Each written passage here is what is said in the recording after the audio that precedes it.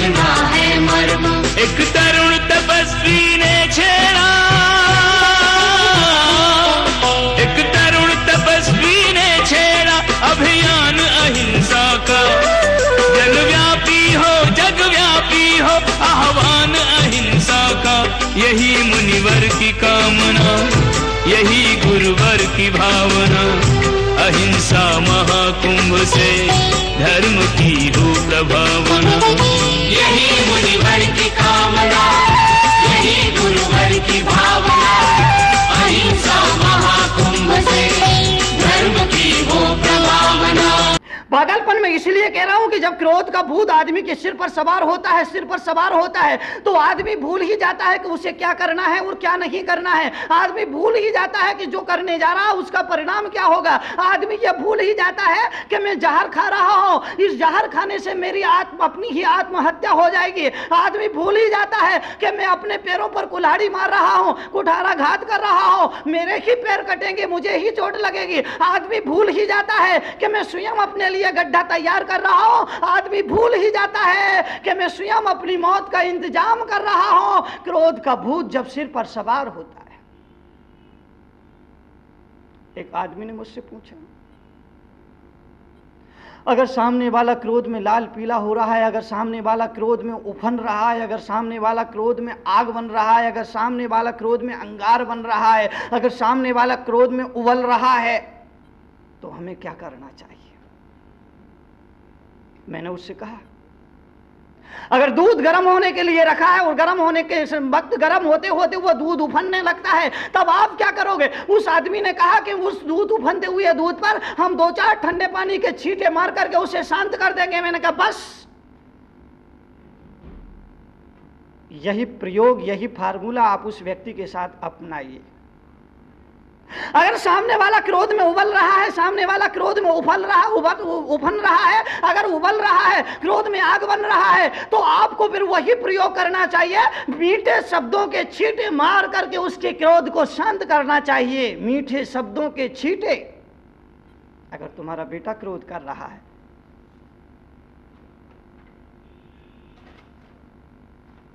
तो बेटा क्रोध जब करे तो बेटे के पास जाओ और उसके सिर पर प्यार से, प्रेम से हाथ फेर कर कहो कि तू तो मेरा राजा बेटा है ना, तू तो मेरा लाडला बेटा है, तू तो मेरा राजा बेटा है, तू तो बहुत होशियार है, तू तो बहुत चतुर है, तुझे तो अच्छा आदमी बनना है, तुझे तो अच्छा इंसान बनना है, और इंसान ही नहीं तुझे तो देवता बनना है, तुझे तो भगवान बनना है, और भगवान बनना है, देवता बनना है। तो बेटा फिर इतना गुस्सा करना तुझे अच्छा नहीं, शोभा नहीं देता है। जरा सी बात पर इतना गुस्सा करना ये तेरे लिए उचित नहीं है ना बेटा ना, तू तो मेरा लाडला बेटा है। ये मीठे शब्द के छींटे जब वो सुनेगा, उसका क्रोध ठंडा हो जाएगा, उसका गुस्सा शांत हो जाएगा।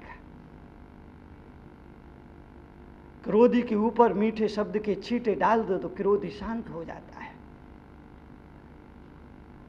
अगर एक सासू क्रोध में लाल पीली हो रही है, अगर क्रोध में आग बन रही है, अगर क्रोध में अंगार बन रही है, तो उस समय बहू को चाहिए कि जब वो आग बने तो बहू जलधार बन जाए। अरे अगर क्रोध में सासू अंगार बन रही है तो बहू को जलधार बन जाना चाहिए और मीठे शब्द के छींटे सासू के ऊपर डाल देना चाहिए, छिटक देना चाहिए, तो सास का क्रोध शांत हो जाए। अगर सासू क्रोध में महिषासुर मर्दनी रणचंडी बन करके तैयार खड़ी है, तो बहू को चाहिए सामने हाथ जोड़ करके कहे कि अम्मा जी मेरे से गलती हो गई है, मेरे से भूल हो गई है, अम्मा जी वाकई में मेरा कसूर है, मेरा अपराध है, और आप मुझे क्षमा करें। इसकी गलती के लिए, इस अपराध के लिए मैं बहुत शर्मिंदा हूं, आप मुझे क्षमा कर दे। ये मीठे शब्द के छींटे सासू के क्रोध को शांत कर देंगे।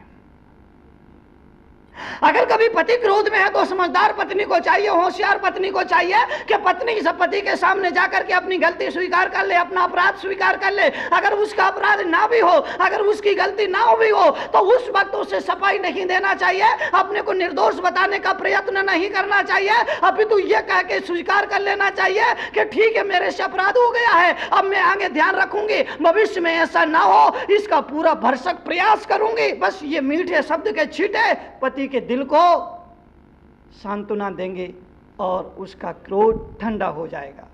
वैज्ञानिकों ने सिद्ध कर दिया है कि 24 घंटे में आदमी जितना खाता है, खाने के बाद जो रक्त बनता है, रक्त के बाद जो शक्ति बनती है, अगर 1 मिनट आदमी उतना क्रोध कर लेता है तो वो क्रोध में उतनी शक्ति उसकी खत्म हो जाया करती है, उतनी ऊर्जा उसकी खत्म हो जाया करती है, वो ऊर्जा खो जाया करती है 1 मिनट के क्रोध में। क्रोध जहर है, क्रोध पॉइजन है। जो माताएं बहनें भोजन करते वक्त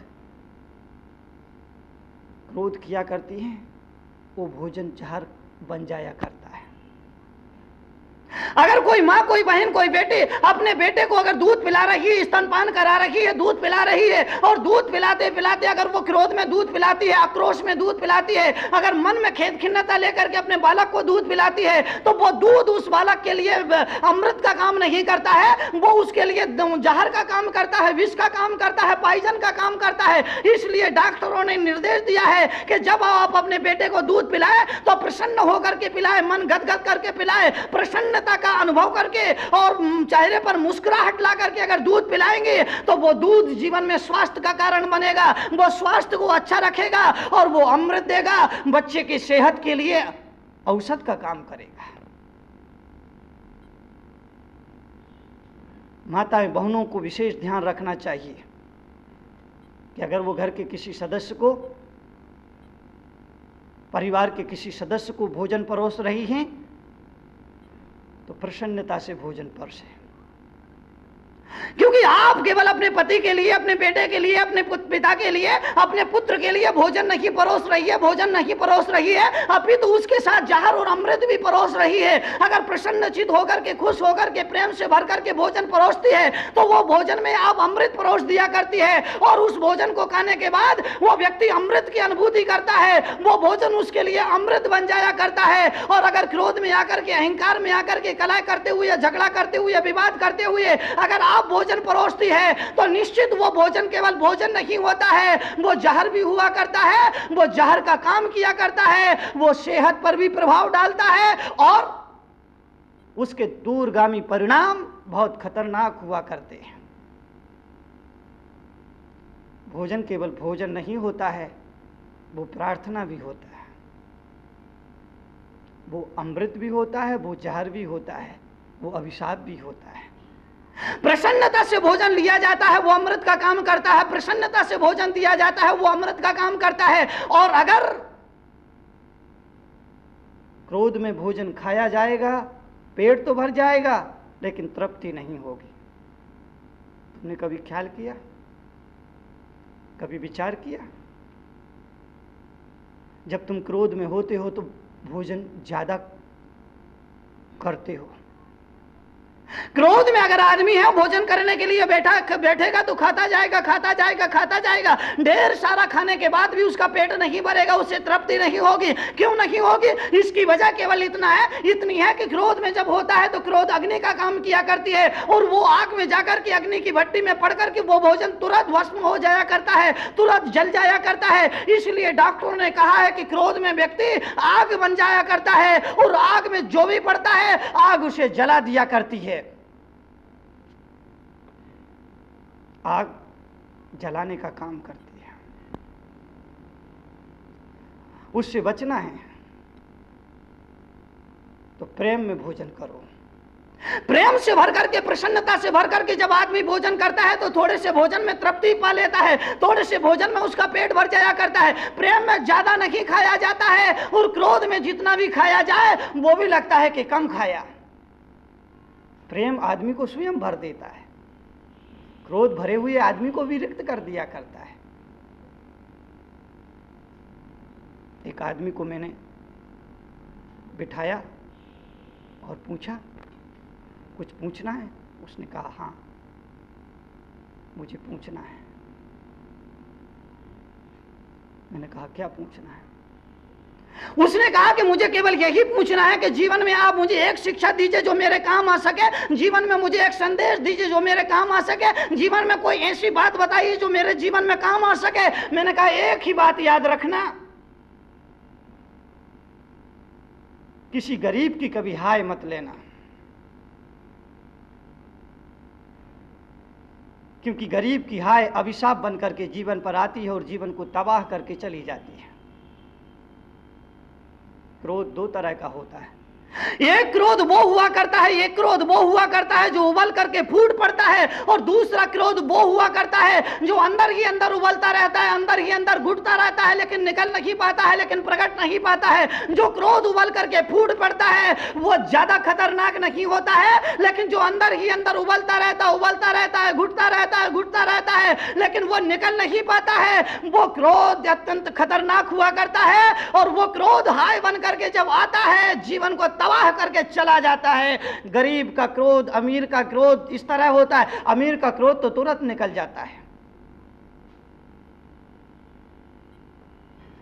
अमीर का क्रोध निकल जाया करता है। एक बात ध्यान रखना, क्रोध हमेशा अपने से छोटों वालों पर निकलता है। क्रोध अपने से ऊपर वालों की तरफ नहीं बहता है। जिस तरह से पानी हमेशा नीचे की तरफ बहता है, ठीक उसी तरह से क्रोध भी हमेशा नीचे की तरफ बहता है। अपने से छोटों पर क्रोध निकलता है, अपने से बड़ों पर क्रोध नहीं निकलता है। पानी को कहीं भी डालिए, किसी भी मुल्क में, किसी भी देश में, किसी भी जगह पर डालिए, जिधर ढलान होगी उधर पानी बह जाएगा। ठीक इसी तरह से क्रोध हुआ करता है कि क्रोध अपने से छोटों पर निकलता है। अगर अफसर में, अगर ऑफिस में आपके बॉस ने, आपके मालिक ने, आपके अफसर ने आपको डांट दिया, अपने बॉस को, अपने अफसर को अब आप कुछ जवाब तो दे नहीं सकते। उसने डांट लिया, आपने सुन लिया, सुनना पड़ा। मन में तो आया था कि उसने एक गाली दी है तो मैं दो गाली दूं, तो मन में तो आया था उसने एक शब्द कहा है तो मैं दो शब्द कहूं। मन में तो आया था उसने ऐसा कहा है तो मैं इसका जवाब इससे भी बढ़कर दूं। मन में तो आया था कि ईंट से जवाब पत्थर से देना चाहिए और कंकर का जवाब गोली से देना चाहिए था, लेकिन आप चूंकि छोटे थे, वो आपका मालिक था, आपका अधिकारी था, उसे आप जवाब नहीं दे सकते। लेकिन उस क्रोध को आपने अंदर अंदर उस वक्त तो पी लिया, उस गड़वा घूंट को पी लिया, लेकिन वो क्रोध अंदर ही अंदर उबल रहा है, अंदर ही अंदर उफन रहा है। अब वो अवसर देख रहा है, मौका देख रहा है उस क्रोध को निकालने का। अब आप ऑफिस से घर आए, घर पर आपकी पत्नी खड़ी थी, आपके इंतजार में थी, आपकी अगवानी के लिए खड़ी थी, आपकी प्रतीक्षा में खड़ी थी, और जैसे ही आप घर पर पहुंचते हैं पत्नी ने आपको देखा, आपने पत्नी को देखा और आप पत्नी पर बरस पड़े, टूट पड़े बिन मौसम की बरसात। पत्नी ने कहा मामला क्या है?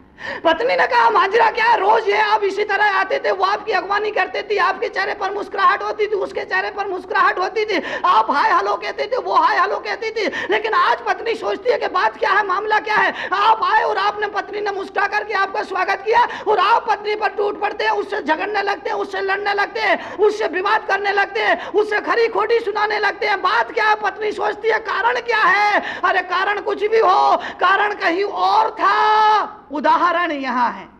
कारण ऑफिस में था, उदाहरण घर में। तो बॉस का क्रोध पत्नी पर उतर गया, क्योंकि पत्नी तुमसे छोटी है। मैंने कहा क्रोध अपने से छोटों पर निकलता है, छोटों की तरफ बहता है, छोटों की तरफ जाता है।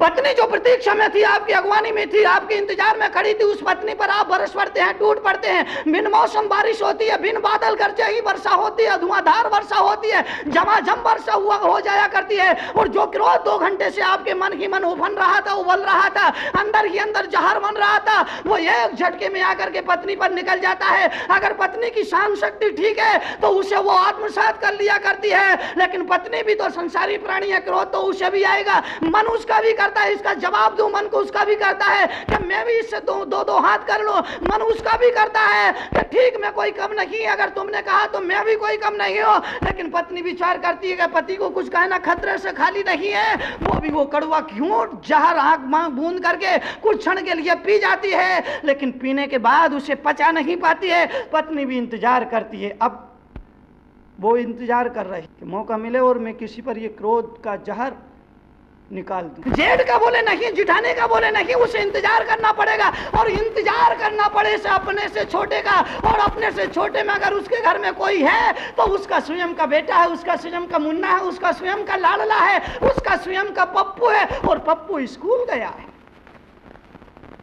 अब जब वो स्कूल से आएगा तब वो अपना क्रोध अपने बेटे पर निकालेगी। छोटा सा बेटा, 5-6 साल का बेटा, पहली दूसरी क्लास में पढ़ता है, माँ इंतजार कर रही है, माँ प्रतीक्षा कर रही है अपने क्रोध को निकालने का। और जैसे ही बेटा आता है, माँ दरवाजे पर खड़ी है, बेटा आता है, सामने से आता है, जैसे ही माँ को देखता है, नाचता हुआ आता है, गुनगुनाता हुआ आता है, किसी फिल्मी पंक्तियों को दोहराते हुए आता है, माँ की तरफ बढ़ता है। और माँ की तरफ बढ़ता है, दोनों हाथों को बढ़ाकर बढ़ता है, माँ की कमर में लिपट जाता है, माँ के पास में आकर के माँ की कमर में लिपट जाता है। और जैसे ही माँ की कमर में लिपटता है, माँ उसका हाथ पकड़ती है और 2 चाटे रसीद कर देती है। बोले नालायक, एक दिन में ये सारे कपड़े तूने गंदे कर डाले, ना समझ।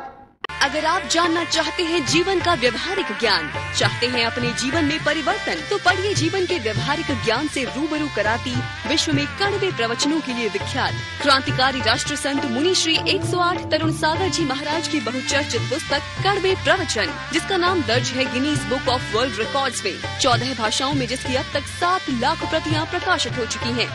देश के सभी AH व्हीलर के रेलवे बुक स्टॉल्स पर उपलब्ध कड़वे प्रवचन के 8 भागों का पूरा सेट मात्र 1200 रुपए में, एवं कोई भी एक भाग मात्र 150 रुपए में, पोस्टिंग एवं हैंडलिंग चार्जेस एक्स्ट्रा। मंगवाने के लिए आज ही संपर्क करें 196 सेक्टर 18 फरीदाबाद हरियाणा। संपर्क सूत्र 0129 22625549 098 107 ईमेल ahimsamahakumbh108@gmail.com। क्रांतिकारी राष्ट्र संत मुनि श्री तरुण सागर जी महाराज के क्रांतिकारी विचारों को जानने व समझने के लिए घर बैठे ही मंगवाएं अहिंसा महाकुंभ पत्रिका और मुनिश्री के विचारों को पढ़कर सुधारें अपना जीवन। अहिंसा महाकुंभ पत्रिका की आजीवन सदस्यता प्राप्त करें मात्र 2100 रुपए में। आज ही संपर्क करें अहिंसा महाकुंभ पत्रिका 196 सेक्टर 18 फरीदाबाद हरियाणा। संपर्क सूत्र 0129 22625549 09810724900।